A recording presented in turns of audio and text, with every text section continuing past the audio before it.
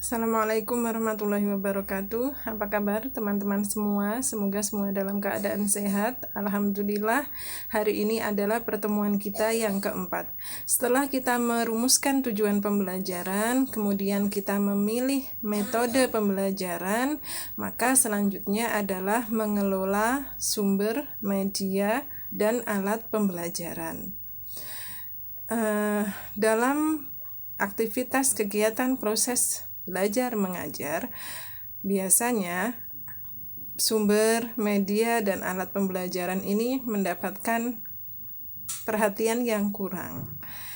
Jadi kadang kita menemukan pendidik yang mengajar pakai buku saja, nggak pakai yang lainnya, misalnya begitu. Padahal kalau kita selami lebih dalam, kita itu bisa menggunakan apapun di sekitar kita, kalau kita jeli, sebagai sumber media dan alat pembelajaran. Tapi kita harus pahami terlebih dahulu apa itu pengertian sumber, media, dan alat pembelajaran. Apa itu sumber pembelajaran? Sumber pembelajaran adalah asal dari mana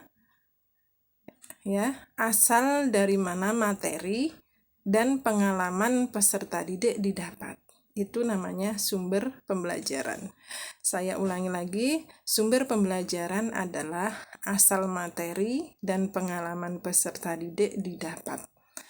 Nah, kemudian sumber pembelajaran itu ada dua, insani dan non-insani. Insani itu adalah manusia, contohnya guru, para ahli, kalau kita mengikuti seminar, kemudian peserta didik juga bisa jadi sumber pembelajaran, kemudian para tokoh masyarakat. Nah, manusia itu namanya sumber pembelajaran insani. Yang kedua adalah non-insani, berarti bukan manusia. Contohnya buku, kemudian majalah, kemudian kalau kita melakukan studi banding, ya berarti lokasi tertentu, ya bangunan bisa, laboratorium, dan lain sebagainya. Kemudian selanjutnya ada media pembelajaran. Ada yang menyamakan antara media pembelajaran dan sumber pembelajaran. Bagi yang menyamakan berarti ya sudah sama. Tapi ternyata ini berbeda. Yang membedakan apa? Jadi sumber pembelajaran itu terdiri dari banyak. Contohnya adalah media. Nah, media itu termasuk sumber pembelajaran. Tapi sumber pembelajaran bukan hanya media. Apa sih media pembelajaran? Media pembelajaran adalah alat yang menyajikan informasi atau menyampaikan materi. Itu namanya media pembelajaran. Saya ulangi lagi, media pembelajaran adalah alat yang dapat menyampaikan atau menyajikan informasi. Media pembelajaran ini ada dua, yaitu fisik dan non-fisik. Fisik itu apa? Fisik itu disebut hardware. Kemudian non-fisik itu kita sebut software. Software itu contohnya adalah PPT, ya. Kemudian modul yang berupa informasi itu disebut dengan software. Kemudian hardware itu perangkat kerasnya.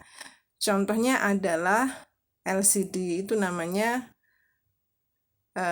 perangkat keras. Jadi yang menyampaikan, alat yang menyampaikan informasi yang berupa benda keras, itu namanya termasuk kategori media pembelajaran dalam pengertian perangkat keras. Kemudian, apa itu alat pembelajaran? Ya, alat pembelajaran adalah segala sesuatu yang digunakan untuk mencapai tujuan pembelajaran.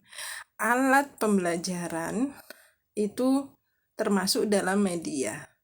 Tapi media pembelajaran bukan hanya alat pembelajaran, tadi kita sudah tahu media itu ada dua, yaitu tadi software dan hardware, maka yang hardware inilah yang disebut sebagai alat pembelajaran. Jadi kalau kita sebut LCD itu adalah alat pembelajaran, kemudian PPT atau yang berupa informasi itu kita sebut media. Jadi itu perbedaan antara sumber media dan alat pembelajaran. Jadi saya ulangi lagi, sumber pembelajaran itu adalah asal materi atau pengalaman peserta didik didapat. Kemudian kalau media itu adalah sesuatu yang dapat menyampaikan materi atau informasi. Sedangkan alat pembelajaran itu ya alat yang menyampaikan materi. Jadi kalau mudahnya media itu berupa materinya. Kemudian alat pembelajaran itu ya alatnya. Jadi yang menyampaikan informasinya itu kita sebut media, alat yang menyampaikan kita sebut alat pembelajaran.